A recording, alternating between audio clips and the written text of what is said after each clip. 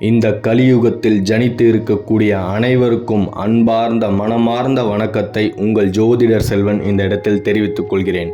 முருகப்பெருமானை நினச்சி 48 நாள் விரதம் இருந்தால் நாம் நினச்சது நடக்குமா அப்படின்னு நிறைய பேருக்கு ஒரு சந்தேகம் இருக்குது. நிச்சயமாக கேட்டதை கொடுப்பவன் தான் ஆறுமுகன்.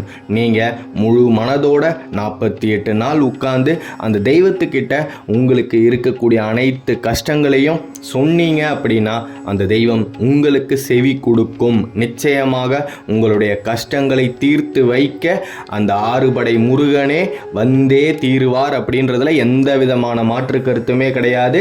இந்த 48 நாள் விரதத்தை எப்படி ஆரம்பிக்கிறது அப்படின்னு பல சந்தேகங்கள் இருக்கும் பட்சத்தில் 2 நாட்கள் முக்கியமான நாட்கள் மாதத்தில்.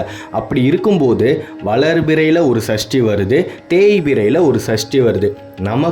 நாம் வளரணும், நம்ம முன்னேறணும் அப்படின்ற ஒரு எண்ணம் இருந்தது அப்படின்னா நமக்கு தேவையான விஷயங்களை அந்த முருகன்கிட்ட சொல்லிட்டு மாதத்தில் வளர்பிறையில் வரக்கூடிய சஷ்டியில் ஆரம்பித்து 48 நாள் எந்த விதமான இன்னல்களும் இல்லாமல் நீங்கள் இந்த விரதத்தை முடிச்சிங்க அப்படின்னா கண்டிப்பாக ஆறுமுகனின் அனுகிரகம் உங்களுக்கு நிச்சயமாக வந்தே தீரும்.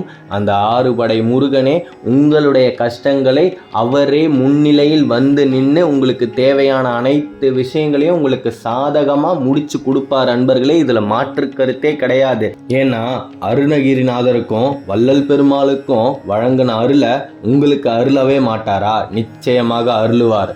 நாம் மனசை திடப்படுத்திக்கிட்டு 48 நாள் ஒரு முழு மூச்சோட எத்தனையோ நாட்கள் நம்முடைய வாழ்வில் நாம் வீணாக்கி கொண்டிருக்கும் நிலையில் ஒரு 48 நாள் முருகனுக்காக நாம் செலவழித்தோம் அப்படின்னா நாம் எந்த விதத்தையுமே குறைஞ்சி போகிறது கிடையாது. நிச்சயமாக நமக்காக தான் இந்த விரதத்தை நாம் ஆரம்பிக்கிறோம். அப்படி இருக்கும் பட்சத்தில் பக்தியோட முருகன் மேல் இருக்கக்கூடிய பாசத்தோட நீங்கள் ஆரம்பித்து பாருங்கள். அந்த விரதம் முடியும் போது உங்களுடைய வாழ்க்கையில் ஒரு மிகப்பெரிய மாற்றம் அப்படின்றது கண்டிப்பாக ஏற்படும். அன்பர்களே, மன தைரியத்தோடையும் மனதில் ஒரு தெய்வ நம்பிக்கை, இறை நம்பிக்கையோடையும் இதை நீங்கள் ஆரம்பிக்கணும் அப்படின்றது என்னுடைய விருப்பம். பெண்கள் எப்படி இதை செய்கிறது அப்படின்னு பல பேருக்கு இந்நேரம் ஒரு கேள்வி வந்திருக்கும். 48 நாள் அப்படின்ற ஒரு கால அவகாசம் இருக்கும்போது மாதவிடாய் காலத்தில் பெண்கள் எப்படி செய்யணும் அப்படின்னா, நீங்கள் வளர்பிறையில் வரக்கூடிய சஷ்டியில் ஆரம்பிச்சிட்டிங்க அப்படின்னா செஞ்சுக்கிட்டே வாங்க. உங்களுக்கு 25, 26, 27, 28 இந்த தினங்களில் மாதவிடாய் ஏற்பட்டுடுச்சு அப்படின்னா உங்களுடைய விரதத்தை நிறுத்திக்கோங்க. நிறுத்திட்டு மாதவிடாய் காலம் முடிஞ்சதுக்கப்புறம் மறுபடியும் நீங்கள் எந்த எண்ணிக்கையிலிருந்து விட்டீங்களோ அந்த எண்ணிக்கையிலிருந்து தொடரலாம். உதாரணத்துக்கு 25 நாள் விரதத்தை கடைபிடிச்சிக்கிட்டு வரீங்க, 26வது நாள் மாதவிடாய் ஏற்பட்டுடுச்சு.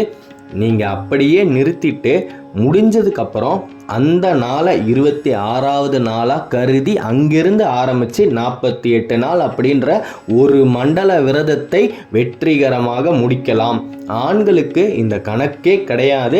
நீங்கள் எப்போ வேணாலும் ஆரம்பித்து 48 நாள் தொடர்ந்து முருகனை உங்களுடைய மனசுலேயே வச்சுக்கிட்டு ஓம் சரவணபவ, ஓம் சரவணபவ அப்படின்ற நாமத்தை பாராயணம் பண்ணிக்கிட்டு நிச்சயமாக இந்த பூஜையை செய்து முடிக்கலாம். அப்படி நீங்கள் இந்த 48 நாள் விரதத்தை கடைபிடிக்கும் போது ஒரு 3 நாள் ஒரு வேளை மட்டும் விரதம் இருந்தீங்க அப்படின்னா முருகனுக்கு நீங்கள் செய்யக்கூடிய ஒரு மிகப்பெரிய நன்றி கடனாவே தான் இது இருக்கும் அப்படின்றதுல எந்த விதமான மாற்று கருத்துமே கிடையாது. உடல்நிலை சரியில்லாதவர்கள் 3 வேளையும் நாங்கள் சாப்பிட்டே தான் ஆகணும் அப்படின்ற ஒரு கட்டாயத்தில் இருக்கக்கூடியவங்க ஒன்றும் பயப்பட வேணாம். நீங்கள் தாராளமாக உங்களுடைய மனம் நிறைய சாப்பிட்டு முருகனை வழிபடலாம். இது எந்த விதமான ஒரு நிர்பந்தனைக்கு உரிய கட்டாயம் அப்படின்றது கிடையவே கிடையாது. நிச்சயமாக நீங்கள் முழு மூச்சோட இறை நம்பிக்கையோட அந்த முருகனை வழிபட்டுக்கிட்டு வந்தீங்க அப்படின்னா இந்த ஒரு மண்டல பூஜை முடியும் முன்னே உங்களுக்கு தேவையான சாதகமான விஷயங்கள் உங்கள் கண் முன்னாடியே நடக்கும் அப்படின்றதுல மாற்று கருத்தே கிடையாது. காரணம், நாம் கேட்டால் அந்த தெய்வம் நம்ம கேட்குறத கொடுத்தே தீரும். நிறைய பேருக்கு எப்படி கேட்குறது அப்படின்றதே தெரியாததுனால தான் இன்னமும் நாம் வாழ்க்கையில் பின்தங்கிக்கிட்டே இருக்கோம். அப்படி 48 நாள் செய்யும்போது அசைவம் சாப்பிடலாமா? கண்டிப்பாக சாப்பிடவே கூடாது.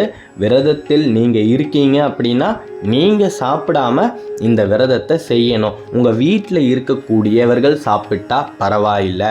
நீங்கள் உங்கள் வீட்டில் இருக்கக்கூடியவங்களுக்கு சமைத்து கொடுக்கும் ஒரு சூழ்நிலையில் இருக்கீங்க அப்படின்னா தாராளமாக சமைச்சு கொடுங்க, தப்பே கிடையாது. நீங்கள் மட்டும்தான் சாப்பிடக்கூடாது. இந்த விரதத்தை கடைபிடிக்கக்கூடிய பெண்களாக இருந்தீங்க அப்படின்னா நீங்கள் சாப்பிடாதீங்க. இந்த விரதத்தை கடைபிடிக்கக்கூடிய ஆண்களாக இருந்தீங்க அப்படின்னா நீங்கள் சாப்பிடாதீங்க. உங்களை சுற்றி உங்கள் குடும்பத்தில் இருக்கவங்க தாராளமாக சாப்பிடலாம்.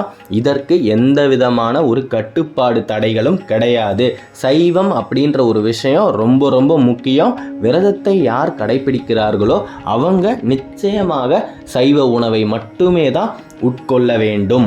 இந்த கலியுகத்தில் கேட்டால் கிடைக்கும் அப்படின்ற ஒரு விஷயம் நிறைய பேருக்கு தெரியாமல் இருக்கிறதால தான் இன்னமும் நாம் எல்லாருமே வாழ்க்கையில் பின்தங்கிக்கிட்டே இருக்கோம். முருகப்பெருமானிடம் நாம் நமக்கு தேவையான விஷயங்களை மனமுருகி இறை நம்பிக்கையோடு கேட்டோம் அப்படின்னா அந்த செந்தில்நாதன் நம்முடைய கஷ்டத்துக்கு நிச்சயமாக செவி சாய்ப்பார் அப்படின்றதுல மாற்று கருத்தே கிடையாது. இல்லற வாழ்க்கையில் ஈடுபடலாமா அப்படின்னு இன்னொரு சந்தேகங்கள் இந்நேரம் எழும்பியிருக்கும். தயவு செய்து குழந்தை வேணும் அப்படின்னு நினைக்கக்கூடியவர்கள், அதாவது திருமணமாகி பல ஆண்டுகள் குழந்தைகளே இல்லாமல் இருக்கும் தம்பதியர்கள் 48 நாள் விரதத்தை முடிச்சுட்டு தெய்வத்து மேலே இருக்கக்கூடிய முழு நம்பிக்கையோட நீங்கள் உங்களுடைய அன்றாட இல்லற வாழ்க்கையை ஆரம்பிச்சிங்க அப்படின்னா அந்த ஆறுபடை முருகனே குழந்தை ரூபத்தில் உங்களுடைய இல்லத்தில் வந்தே தீருவார் அப்படின்றதுல மாற்று கருத்தே கிடையாது. இந்த 48 நாள் ஒரு மண்டல பூஜையை நீங்கள் சீரும் சிறப்புமாக செஞ்சு முடிக்கணும் அப்படின்றது தான் என்னுடைய விருப்பமும் கூட.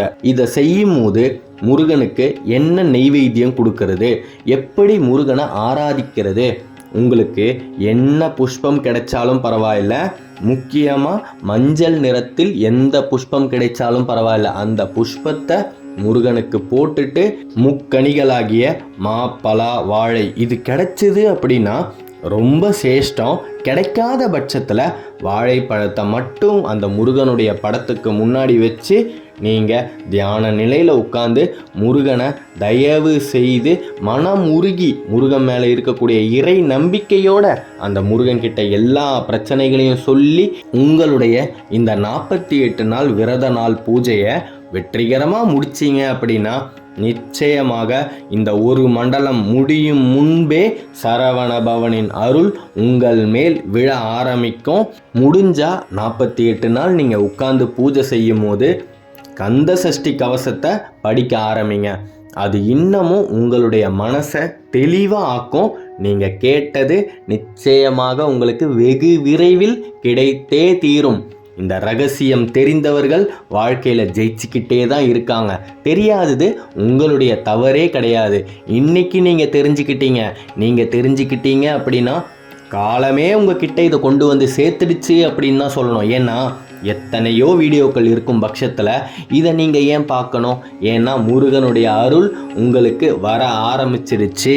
அது பரிபூரணமாக கிடைக்கணும் அப்படின்றது தான் என்னுடைய விருப்பமும் கூட.